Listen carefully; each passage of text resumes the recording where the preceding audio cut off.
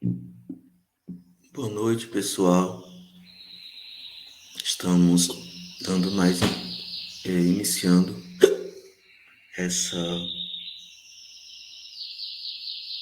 aula, né, a sétima aula do curso, tendo como tema História e Gênero, Olhares Teóricos.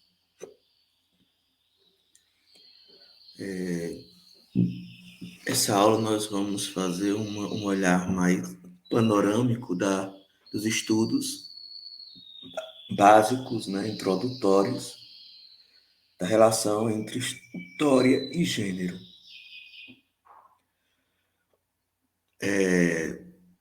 Logicamente que em primeiro momento nós já conseguimos compreender, e quando falamos de gênero, já é uma crítica, né? Ou já é um questionamento sobre a forma como a sociedade é organizada. A sociedade é organizada por meio de definidores ligados à questão do sexo, né? Então, o sexo ele remete à questão biológica. Então, a questão biológica, muitas vezes, ela se torna preponderante nas definições e nas relações sociais. Quando a gente fala de gênero, né, o gênero está para além dessa questão biológica. E aí compreender que as pessoas, né, elas possuem sexo e gênero,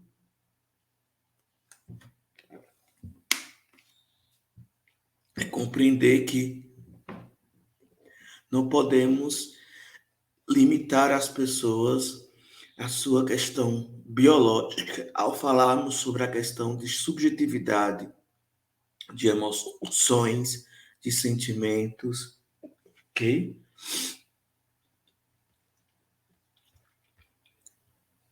Nós temos aqui esse quadro, pegado do site Psicologia Online, que ele é bem didático, né?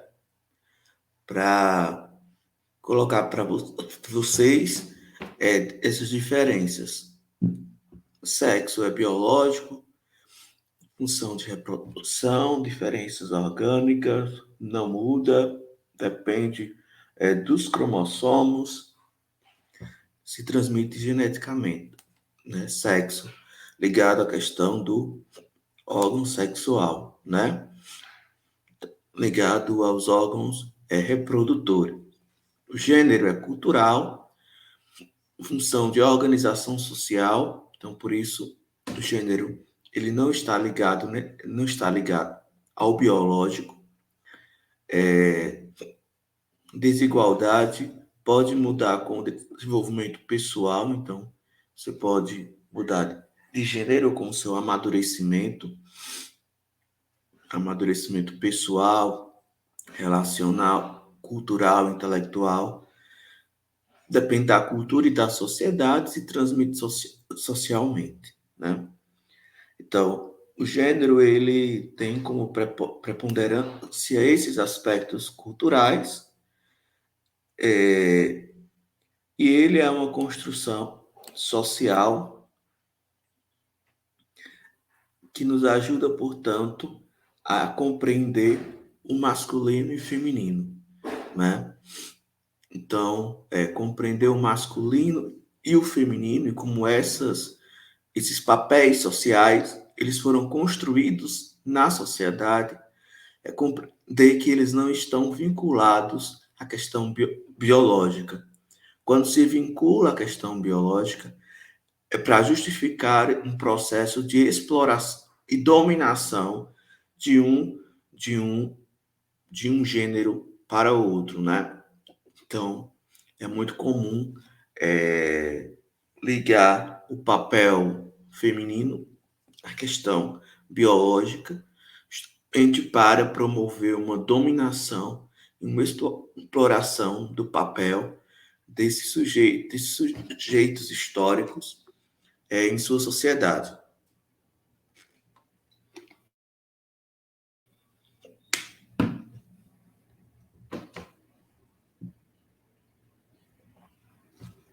Então, quando os estudos de gênero vai sendo incorporado nos estudos históricos, ele vem justamente por meio de uma linha de pesquisa, né, de um campo de pesquisa que já vinha se desenvolvendo, que era a história das mulheres, né, que já vinha passando por modificações, né? Antes era no singular, a história da mulher. Posteriormente houve uma crítica, né? Porque se consegue compreender que não há uma mulher, mas que há mulheres, há uma diversidade de mulheres, e essa diversidade ela se faz de diversas formas, de diversas maneiras. Então, eu dou muito dos pressupostos teóricos e metodológicos que já se desenvolvendo nesse campo, né? Como também o gênero, né? Os estudos de gênero vão criticar alguns elementos desses pressupostos e dessas metodologias ligadas à história das mulheres, né? Portanto, o gênero, ele se torna uma categoria de análise. Como assim? Enquanto categoria de análise, ele não tem definições pré-definidas, né? Ele não tem conceitos fixos, ok?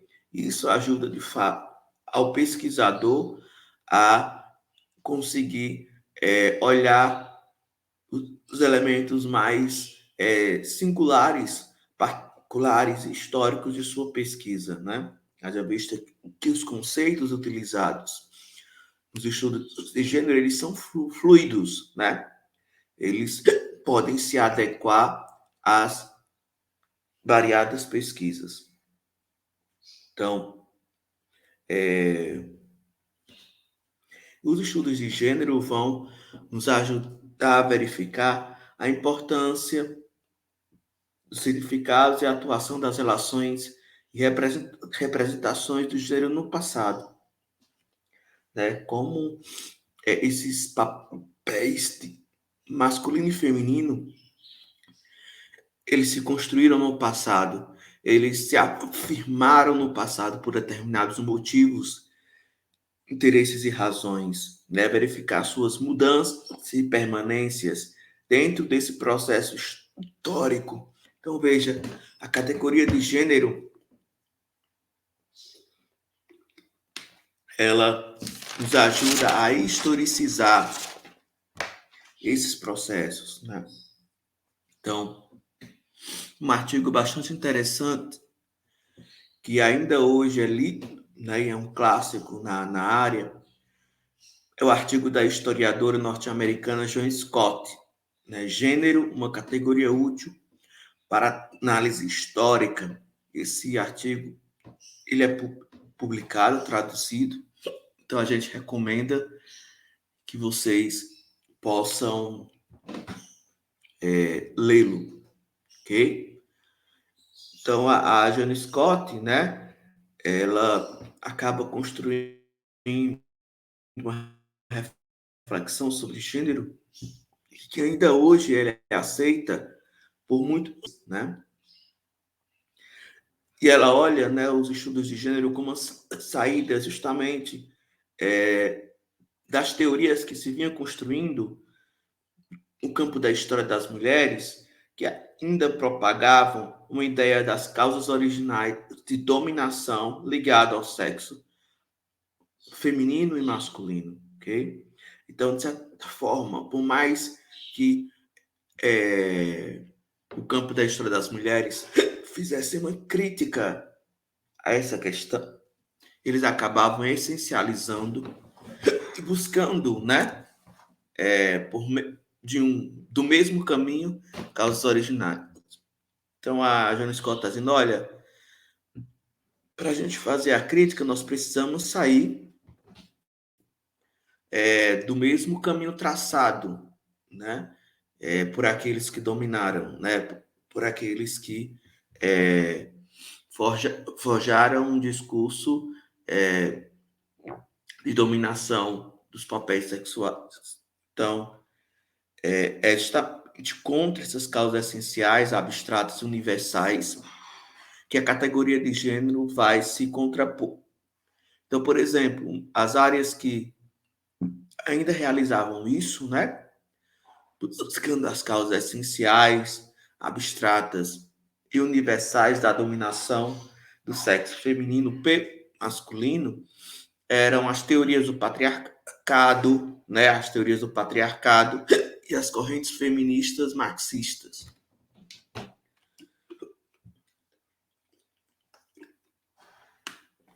Então, eles não explicam, essas correntes não explicam historicamente, né, a construção desses papéis sociais.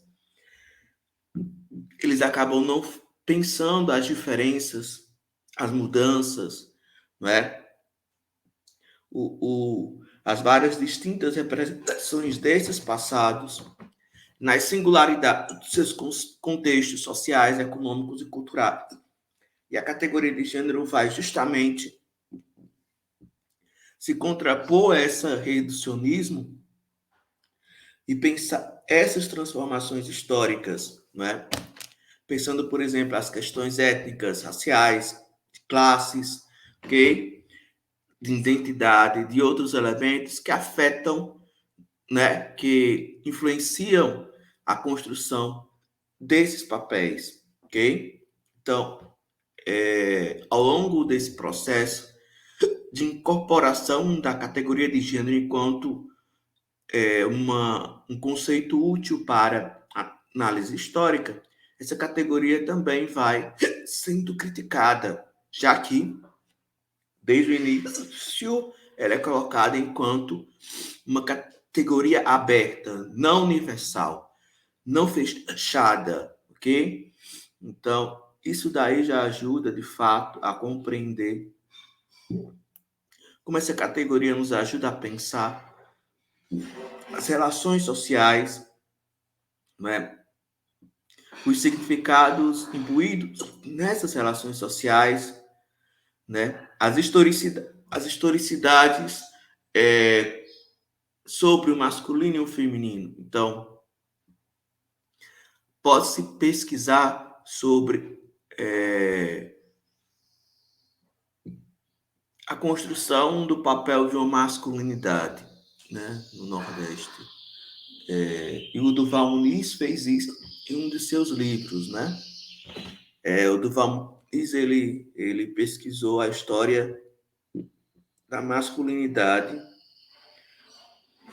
no Nordeste. Isso ajuda a pensar que a pesquisa de gênero ela não se restringe a pensar o feminino, mas também ela pensa o masculino, né? Ela pensa como essas construções sociais e culturais ligadas aos papéis sociais, elas acabam impactando a vida das pessoas de uma forma concreta, né? Então, o livro do Val Muniz é A Invenção do Falo, né? Uma história do gênero masculino. Então, esse livro, A Invenção do Falo, de fato, é bastante interessante para a gente compreender que os estudos de gênero não se restringem aos estudos relacionados às mulheres, ok? Mas também estudam o masculino, né? Então, a questão central, né, que os pesquisadores procuram responder ao utilizar a categoria de gênero enquanto análise é como, né? Você jamais na sua problemática a utilizar a categoria de gênero enquanto conceito, vai perguntar o quê? Quem, né? A sua pergunta tem que ser construída com um pronome interrogativo como, ok? Como. Então, em situações concretas e específicas, as diferenças sexuais são invocadas e perpassam a construção das relações sociais. Então, isso vai fazer com que vários objetos de investigação possibilitem, né, uma variada construção de temas e abordagens. Então, pode-se pensar as questões da desigualdade social, das manifestações de ideias sobre a sexualidade, sobre a materialidade da paternidade, da maternidade, as relações familiares no trabalho, as ideias vinculadas à comunicação e aos papéis sociais, que pode pensar os discursos científicos da medicina relacionados justamente à construção desses papéis sociais, né? Desses papéis sociais. Veja que nós temos uma gama de temas e de objetos de pesquisa que, de fato, favorecem uma nova visão sobre os papéis sexuais, sobre o gênero.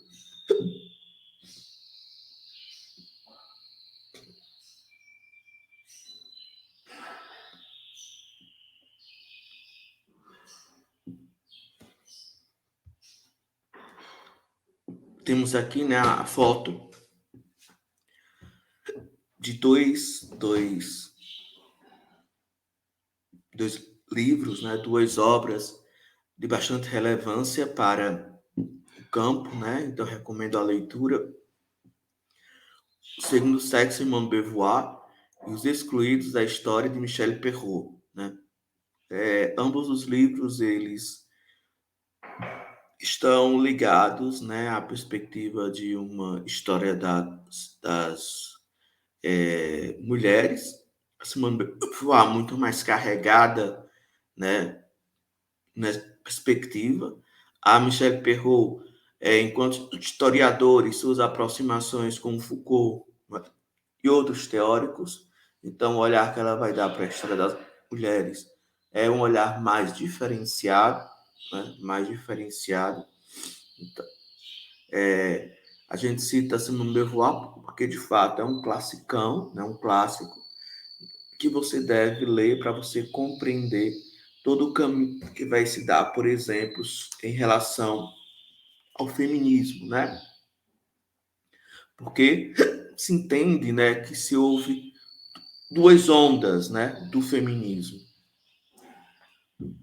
Duas ondas do feminismo. A primeira onda, né, o primeiro onda do feminismo vai debater justamente, fazer uma crítica à dominação masculina como forma de poder, de pensar o mundo a partir do espaço privado, né? Ou seja, o homem era colocado para o espaço público e a mulher era restringida ao espaço privado. E, logicamente, essa ideia da dominação masculina está justamente a ideia de a mulher se afirmar enquanto sujeito, né? Enquanto uma pessoa pública. Isso seria a crítica, né? Uma das feitas pela primeira onda do feminismo. A segunda onda do feminismo, ela vai expor a posição das mulheres oprimidas do sistema patriarcal. Essa exposição vai remontar desde o nascimento. Por isso a crítica, né, dos que vão estudar o gênero, porque, veja, a segunda onda vai buscar isso desde o nascimento, ou seja, aquela coisa como se estivesse buscando a origem, a essência, né, as causas iniciais. Então, acaba ainda fazendo um discurso essencialista dessa forma. E aí uma das críticas, né, as autoras que vai criticar essa concepção vai ser a Judith Butler, que faz uma crítica ao feminismo, né? A Butler faz uma crítica ao feminismo.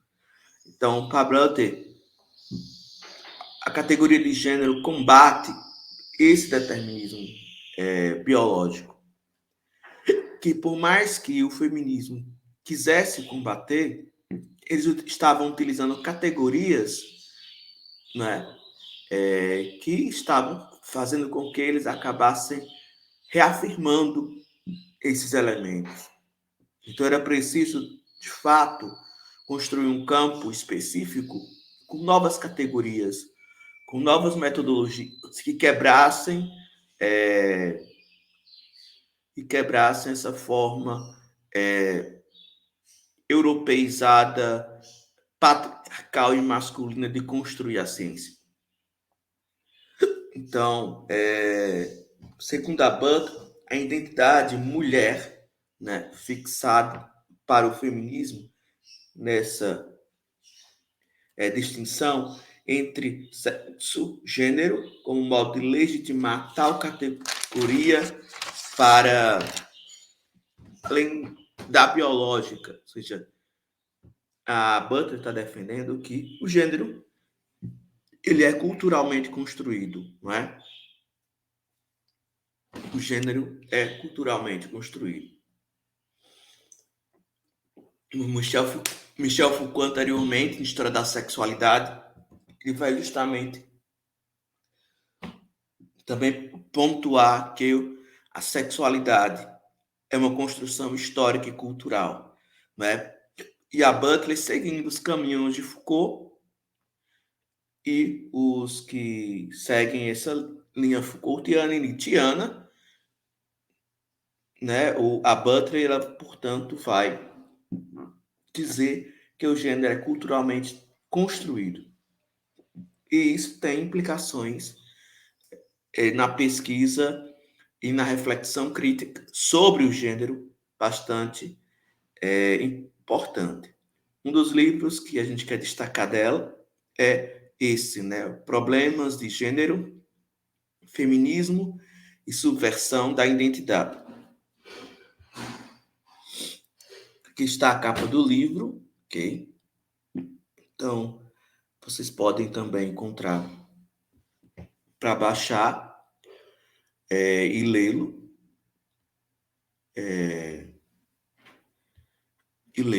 Ok? O livro.